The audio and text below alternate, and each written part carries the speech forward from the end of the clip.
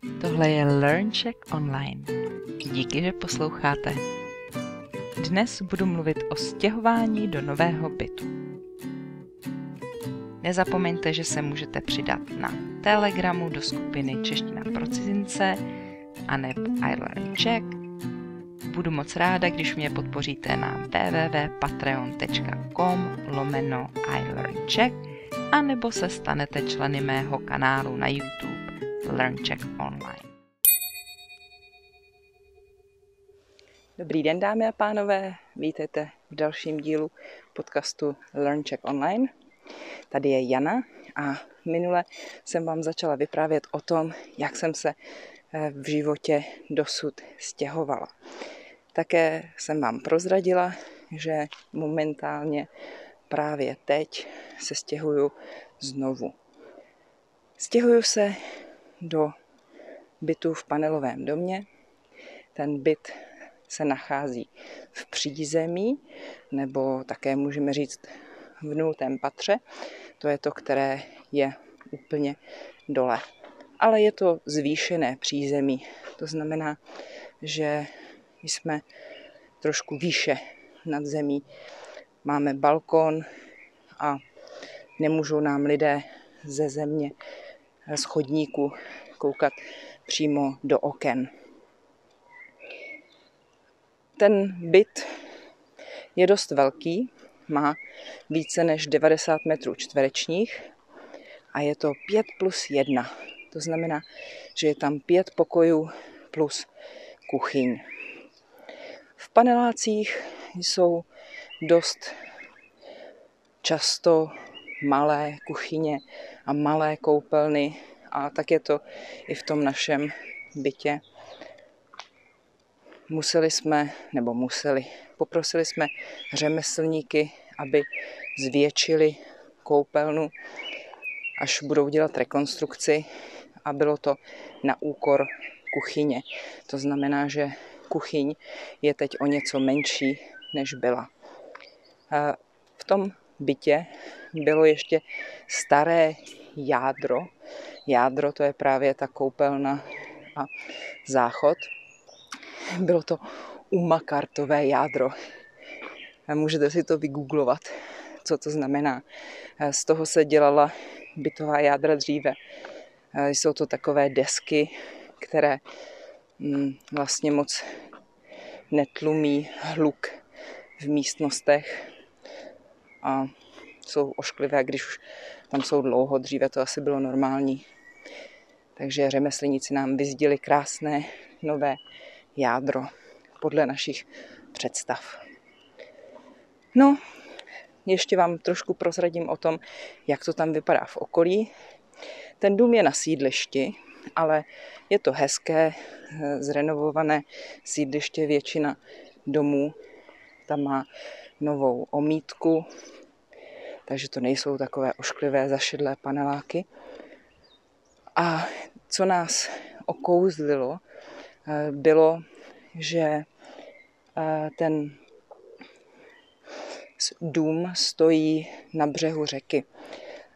Ne úplně přímo na břehu, ale vlastně za domem je nebo před domem, jak se to vezme, je parkoviště a za tím parkovištěm ještě vede cyklostezka a stezka pro pěší a potom už je břeh řeky. To znamená, že se moc těším, až se budeme chodit procházet po břehu řeky, protože miluju zvuk šumějící vody.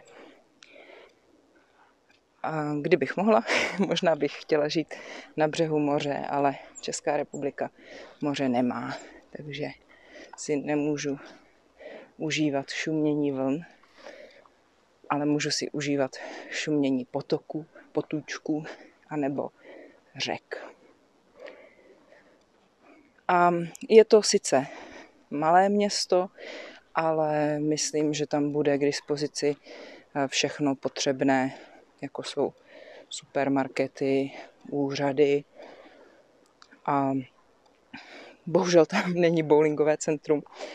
To je jediná velká slabina, kterou tam zatím vidím. ale změna je život. Třeba si najdu nějaký nový koníček.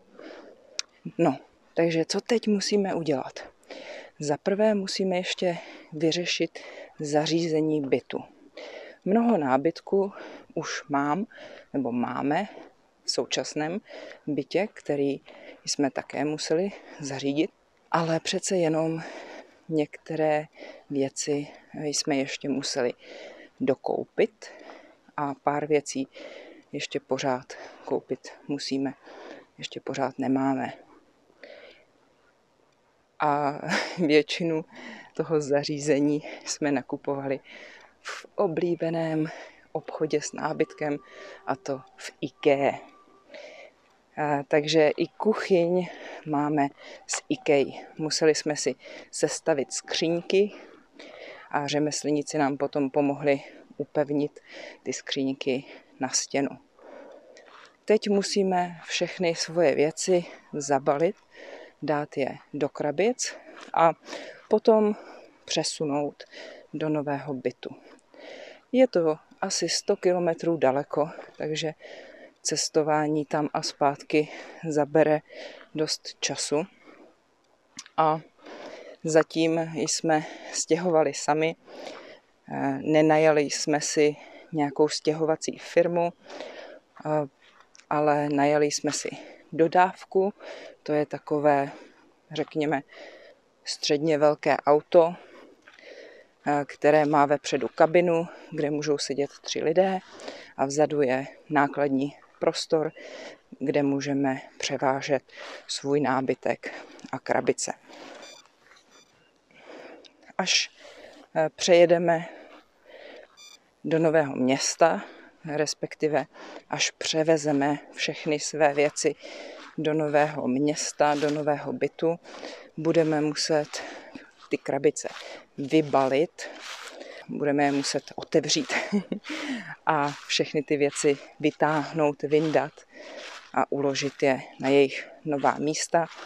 Také budeme muset hodně uklízet. Budeme muset uklízet nejenom starý byt, ze kterého se stěhujeme pryč, ze kterého se už brzy odstěhujeme, ale musíme uklidit i ten byt, do kterého se stěhujeme, do kterého se chceme přestěhovat nebo přistěhovat, nebo možná lépe nastěhovat.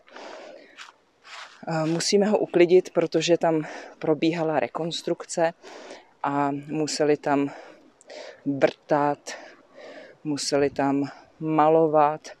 A to znamená, že i když se sami snažili nezanechat po sobě nepořádek, tak je potřeba umýt žaluzie, to je to, co zakrývá okna, umýt okna, všechno to setřít, možná vydezinfikovat, abychom to tam měli čisté a krásné.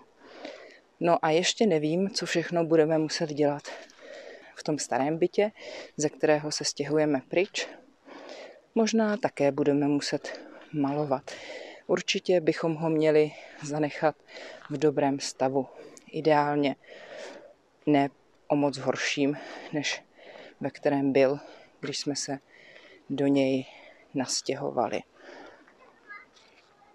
Takže to je to, co mě teď čeká. A proč chci bydlet ve vlastním? Mnoho Čechů chce bydlet ve vlastním.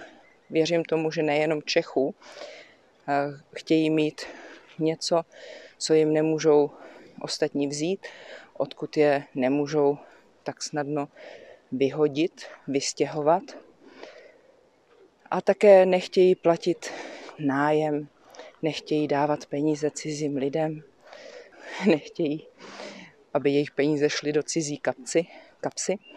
Chtějí, když už musí pravidelně každý měsíc něco platit, tak chtějí, aby tím spláceli něco vlastního. To je princip hypotéky, že místo nájmu platíte možná stejně peněz, ale nakonec ten byt nebo dům bude váš. Takže to teď bude i naše situace. No a to by asi o stěhování stačilo a možná celkově o bydlení. A ještě bych příště zmínila život s domácími mazlíčky. Nemám až tak mnoho zkušeností, ale nějaké mám. Tak jsem zvědavá, jak jste na tom vy, jaké bylo stěhování ve vašem životě, jestli jste byli spokojeni na novém místě a nebo se vám stýskalo po tom starém místě, kde jste žili předtím. Mějte se krásně a příště nashledanou.